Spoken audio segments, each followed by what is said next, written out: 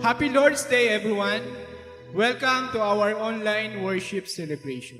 Sa araw pong ito, tayo po aawit at sasamba sa ating Panginoon. Tunay nga sa presensya ng ating Panginoon, may kagalakan, may kalakasan, at may kapayapaan. Kaya't halina't sumamba sa ating Panginoon. Hallelujah!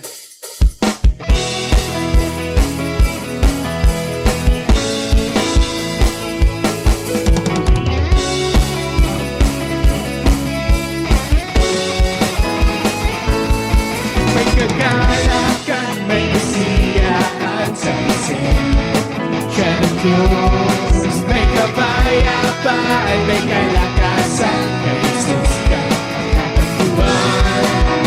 Kaya't hindi na sumabay sa tutugin ng pagsamba at mag-umpisang mapuri sa Kanya. May kagalakan, may kasiyahan sa presensya ng Diyos. May kapayapaan, may kalakasan, kay Jesus ka matatagpuan. Kaya hindi na sumabay sa tutunin ng pagsamba at mag-umpisang magpuri sa Kanya.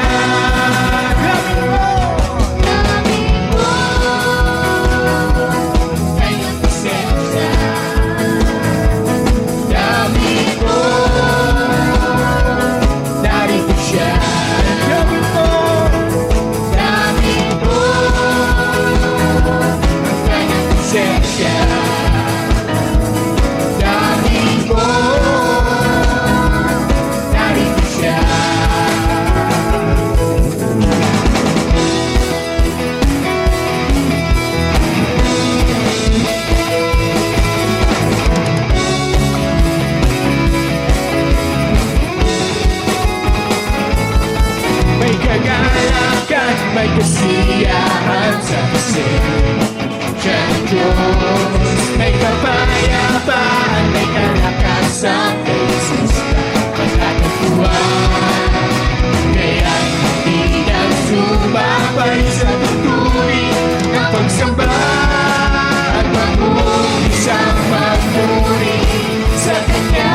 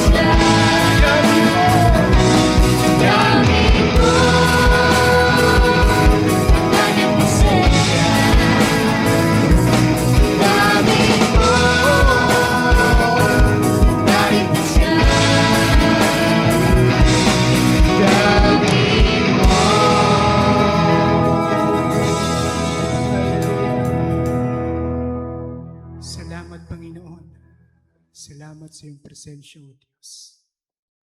Patuloy ka namin sasambahin, tataas, dadakilain. Hallelujah.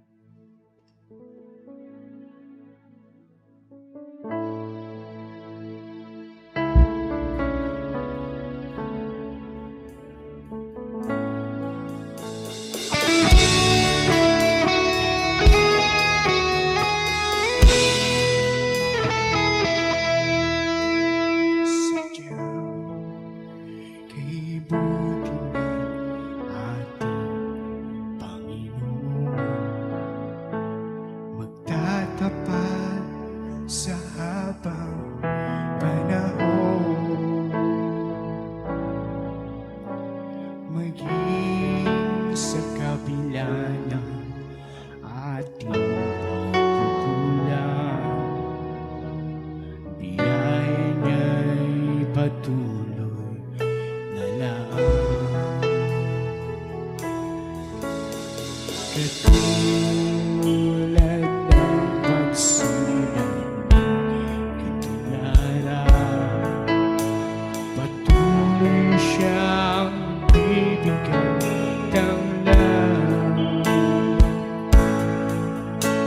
Kaya sa puso ko't damdamin, katapatan niya'y aking purihin.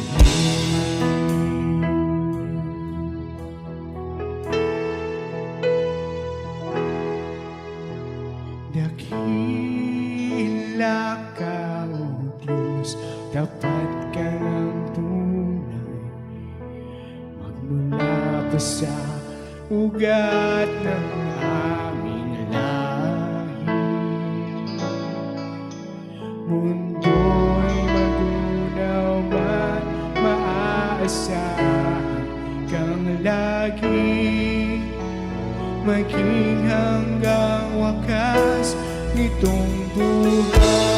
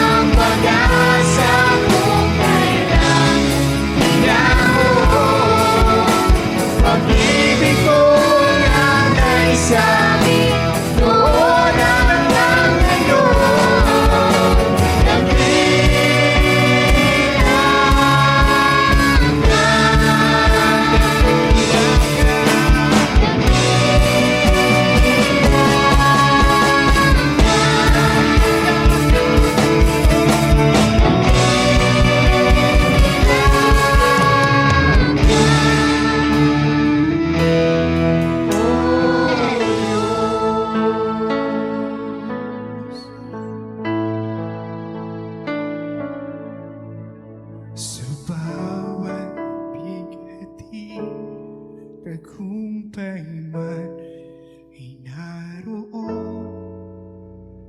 Daluyan ang pag-asa kung kailangan hinahon. Pag-ibig mong alay sa'min noon hanggang ngayon. Dakila ka sa bawat bigati, tagumpay man ay naroon. Daluyan ang pag-asa kung kailangan hinahon. Pag-ibig mong alay sa'min noon hanggang ngayon. Dakila ka, dakila ka. dakila ka, O Diyos.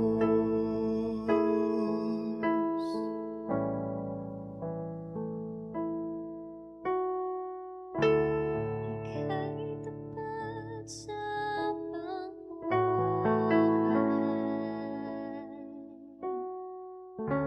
Ika'y mabuti magpakailanman. Hangga't ako ay nabubuhay, aawitin ko ang kabutihan ng Diyos. Ika'y tapat sa habang buhay. Ika'y mabuti magpakailanman. Hangga't ako ay nabubuhay,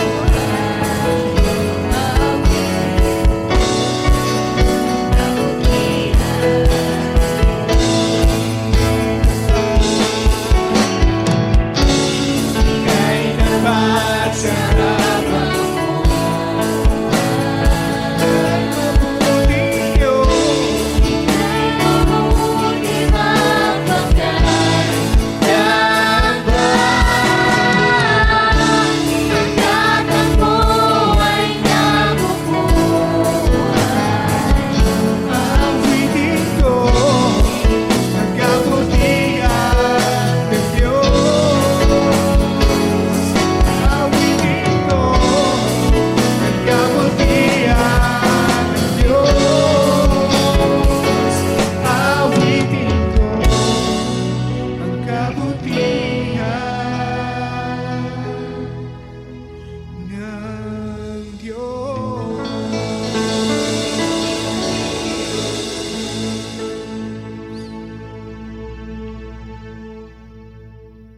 You are welcome to send your tithes and offering and your seed to the man of God. May the Lord bless your generosity and your support in our ministry. Kindly send your seeds and your tithes into this GCash account number 0912-7327627. God bless you bountifully.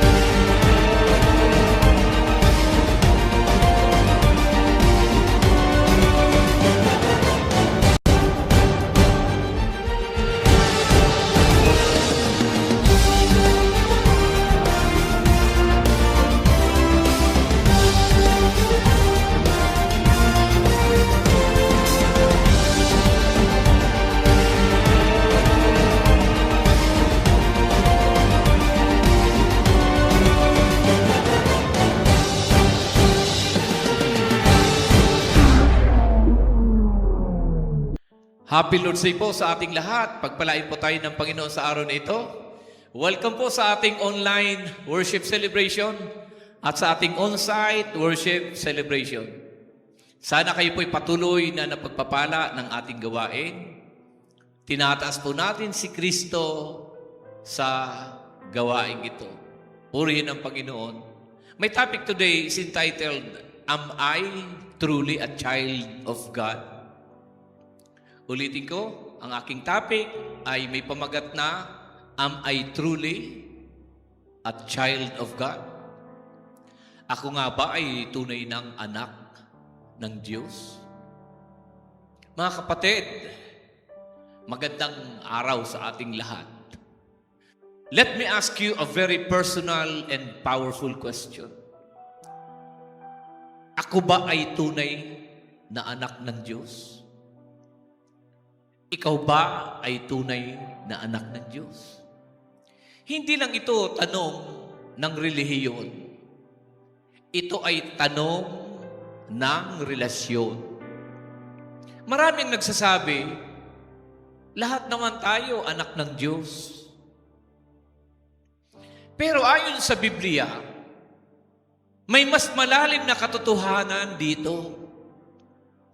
Hindi sapat na ipinanganak tayo sa mundong ito para masabing anak tayo ng Diyos. May proseso, may patunay, may transformation.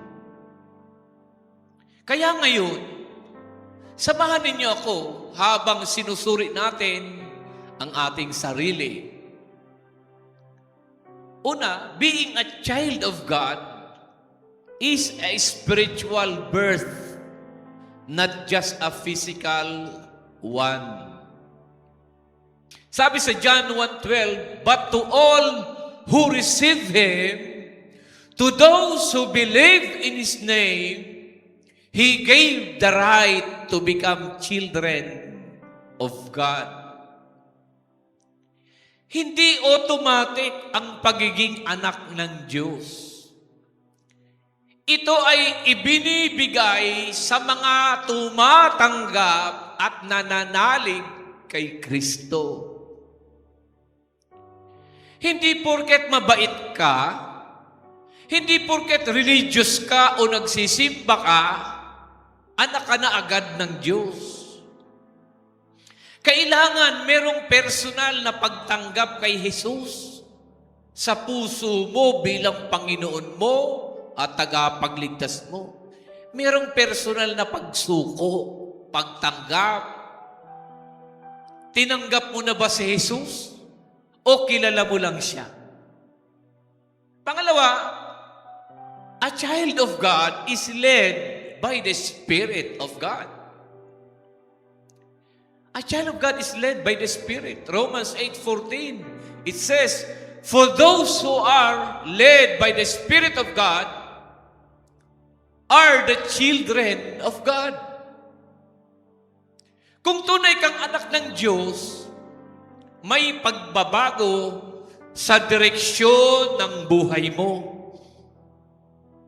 Dati, ikaw ang nasusunod, sarili mong gusto ang priority mo, madalas, kasalanan ang nangingibabaw sa buhay mo. Dati. Pero ngayon, hinahanap mo na ang kalooban ng Diyos. Nakokonsensya ka na kapag nagkakasala. Gusto mong mamuhay ng tama. May consciousness ka na kapag nakakapagsalita ka ng hindi maganda. Hinahanap mo na ang presensya ng Diyos. Hindi ibig sabihin perpekto ka. But there is a new desire inside you na hindi naman dating yun ang ginagawa mo. Ngayon, iba na eh. Iba na yung direksyon, iba na yung gusto mo, iba na yung pasyon na hinahanap mo. Sino ang naglilid sa buhay mo ngayon? Sarili mo ba o ang Diyos na ang naglilid sa buhay mo? A child of God has a changed heart. A child of God has a changed heart. In 1 John 3:1, it says, see what great love the Father has lavished on us, that we should be called children of God. Kapag anak ka na ng Diyos, hindi lang status ang nababago, pati puso mo. May bagong pag-ibig. Pag-ibig sa Diyos, pag-ibig sa kapwa, pag-ayaw sa kasalanan. Hindi mo na kayang maging komportable sa dati mong buhay. Meron ka ng inner struggle na nararamdaman kapag nagkakasala ka. At yun ay patunay na may ginagawa ang Diyos sa buhay mo. May pagbabago na ba sa puso mo, kaibigan? May pagbabago na ba sa puso mo, kapatid? Pang-apat, a child of God lives with assurance and intimacy. In Romans 8:15, the Spirit you received brought about your adoption to sonship, and by Him we cry, Abba, Father. Ang tunay na anak ng Diyos may confidence na lumapit sa Kanya. Hindi ka lang basta lumalapit sa Diyos dahil sa takot. Lumalapit ka dahil sa pagmamahal. Abba means daddy. Napaka-personal, napaka-intimate. Ang relasyon mo ba sa Diyos ay malapit o malayo? Ang relasyon mo ba sa Diyos ay distant o personal? A child of God reflects the Father. Kung anak ka ng Diyos, makikita sa buhay mo ang Kanyang karakter. Hindi perpekto, pero may direksyon. Lumalago sa kabutihan, natututong magpatawad, nagiging mapagpakumbaba, mahinahon, nagnanais sumunod. May bunga ng Espiritu, pagpipigil sa sarili, kapayapaan, kahinahunan, kabutihan. Sabi nga, if God is your Father, His character will be seen in your life. Sabi nga, if God is your Father, His character will be seen in your life. Meron bang nakikitang pagbabago ang ibang tao sa buhay mo? Nakikita ka ng ibang tao na iba ka na? Iba na ang kilos mo, iba na ang karakter mo, iba na ang ugali mo. Iba na yung ginagawa mo. Nakikita sa iyo ang katangian, ang karakter ng Diyos. Kaya muli kong itatanong, kapatid, ikaw ba ay tunay na anak ng Diyos? Hindi ito tungkol sa ilang beses ka nagsimba, ilang dasal ang alam mo, ilang verse ang alam mo sa Bible, gaano ka kabait sa paningin ng tao. Ito ay tungkol sa tinanggap mo na ba si Jesus? Binabago ba niya ang buhay mo? May relasyon ka ba sa Kanya? Siya na ba yung hinahanap-hanap mo? May direksyon na ba ang buhay mo patungo sa katuwiran at kapayapaan ni Kristo? Kung hindi ka sigurado ngayon, today is the day.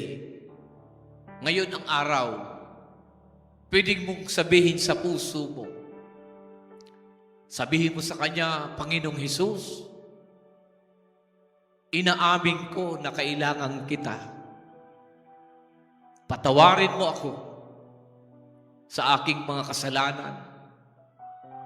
Tinatanggap kita bilang aking Panginoon at tagapagligtas. Simula ngayon, gusto kong mamuhay bilang anak mo. Amen. Purihin ng Panginoon. Palapakan natin ang Diyos. Hallelujah. Magsitayo, itaas ang mga kamay at ako'y nagdideklara. Ang kapayapaan ng Panginoon ay sumaating lahat. Ang panatag na puso, ang matiwasay na pag-iisip, ang masayang kalooban at malakas sa pangangatawan, ang pinagpalang buhay at kabuhayan ay dumali sa iyo at sa iyong sambayan. Pakaingatan ka ng Diyos sa isang buong linggong darating. At ang kapayapaan niya maghari sa atin. Tanggapin natin lahat ito sa pangalan ng Ama, ng Anak at ng Espiritu Santo. Lahat ay magsabi ng Amen. God bless you. God bless you.